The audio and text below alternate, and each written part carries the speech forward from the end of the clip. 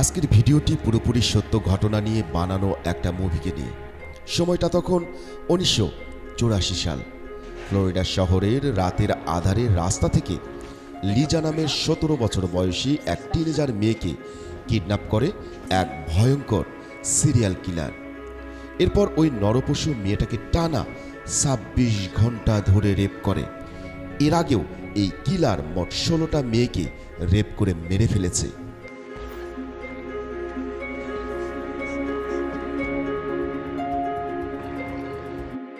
তবে এই মেয়েটা সৌভাগ্যক্রমে লোকটার হাত থেকে পালাতে সক্ষম হয়, কিন্তু সবচেয়ে আশ্চর্যের বিষয় হলো তার সাথে এমন নৃশংস ঘটনা ঘটলেও তার পরিবার এসব কিছুই বিশ্বাস করে না।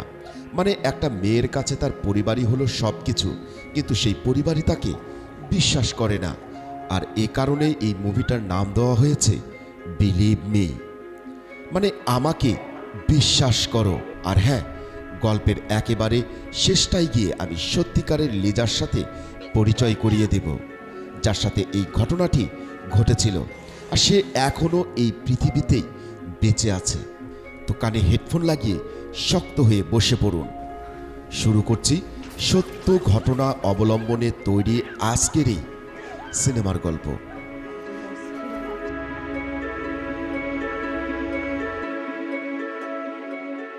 ফ্লোরিডা শহরের এক ছোট্ট ক্যাফে দিয়ে গল্পটা শুরু হয়। লিজা নামের একটা মেয়ে এই ক্যাফেতে কাজ করে। লিজা আসলে অনেক সৎ এবং পরিশ্রমী একটা মেয়ে। সে সব কাস্টমারদের সঙ্গে অনেক অনেক ভালো ব্যবহার করে, যার কারণে লিজাকে তার বস অনেক ভালোবাসে।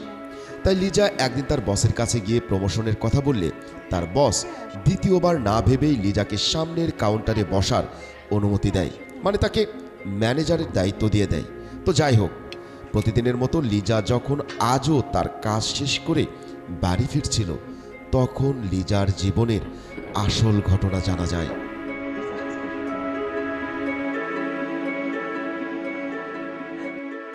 আসলে লিজাকে যেমনটা দেখা যায় ক্যাফেতে হাসি খুশি, সবার সাথে অনেক ভালো ব্যবহার করে এবং তাকে দেখে মনে হয় যেন সে তার জীবন নিয়ে অনেক সুখী আছে। আসলে এটা ভাবাটাই স্বাভাবিক, কারণ লিজার মতো একটা উঠতি বয়সের মেয়ে অনেক হাসি খুশি এবং আনন্দের সাথে থাকবে, এটাই তো স্বাভাবিক। কিন্তু লিজার জীবন পুরোই উল্টো গল্পে ভরা।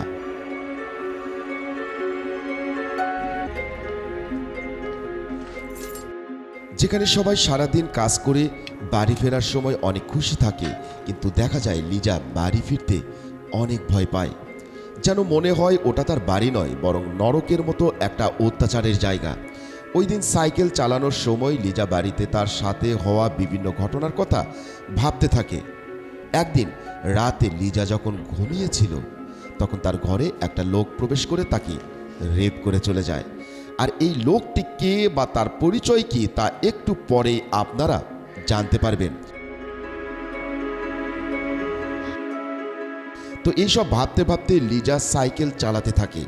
এরই মধ্যে সে রাস্তায় একটা গাড়ি দেখতে পায়। লিজার মনে হচ্ছিল গাড়ি থেকে কেউ তাকে একজন অনুসরণ করছে। এতে লিজা অনেক ভয় পেয়ে যায়। তাই সে দ্রুত সাইকেল চালাতে শুরু করে। কিছুক্ষণের মধ্যেই লিজা বাড়ি পৌঁছে যায়, কিন্তু সে বাড়ি গেলে জানা যায় এটা লিজার নিজের বাড়ি নয়, সে আসলে তার নানির বাড়িতে থাকে। এখানে লিজার নানি তার বয়ফ্রেন্ড মরিসের সঙ্গে থাকে। আসলে লিজার নানি আর্থিকভাবে একটু সমস্যায় থাকায় মরিস নামে ওই লোকটা তাকে হেল্প করে। আর এর বিনিময়ে মরিস আসলে কি পায়?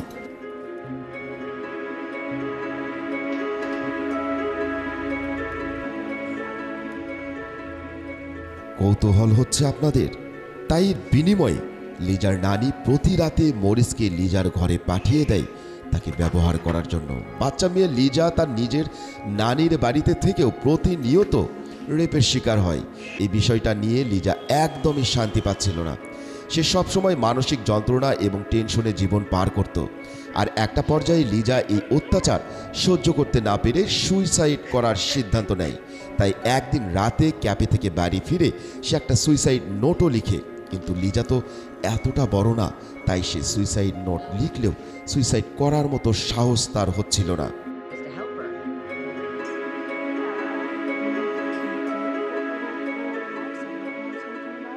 লিজার বয়স যখন 14 বছর তখন লিজার মা তাকে তার নানির কাছে পাঠিয়ে দিয়েছিল।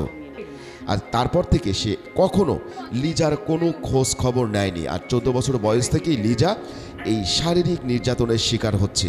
লিজা মনে করতো তার নানির আর্থিক অবস্থা ভালো না থাকার কারণে মরিস নামে ওই লোকটার থেকে তাকে সাহায্য নিতে হয়। আর এই কারণে লিজা তার কামানো সব টাকা তার নানির হাতে তুলে দিত, যাতে ওই শয়তান লোকটার সাহায্য তার নানিকে আর নিতে না হয় এবং মরিস যাতে তার বাড়িতে আর কখনো ফিরে না আসে।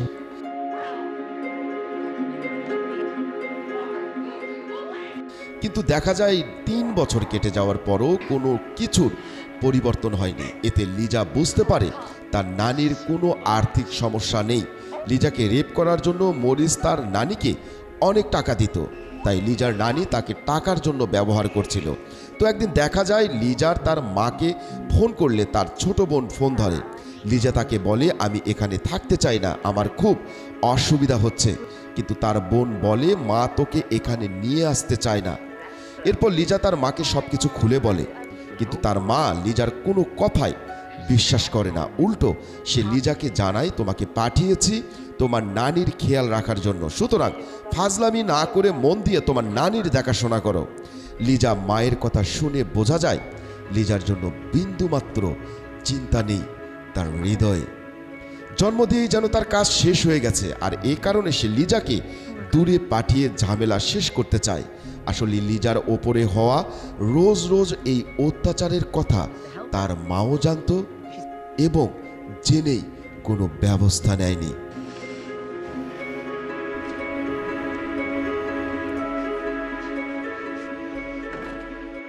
কিন্তু সে কোনো প্রতিবাদ করতো না। কিন্তু এদিকে বেচারি লিজার অবস্থা দেখার মতো কেউ নেই।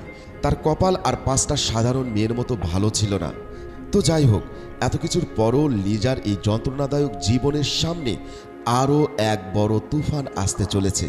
তো প্রতিদিনের মতো সেদিনও লিজা ক্যাফে থেকে বাড়ি ফেরার সময় সে আবারও উদাস হয়ে পড়ে, কারণ সে জানে বাড়ি ফেরার পর তাকে ওই লোকটার মুখোমুখি হতে হবে।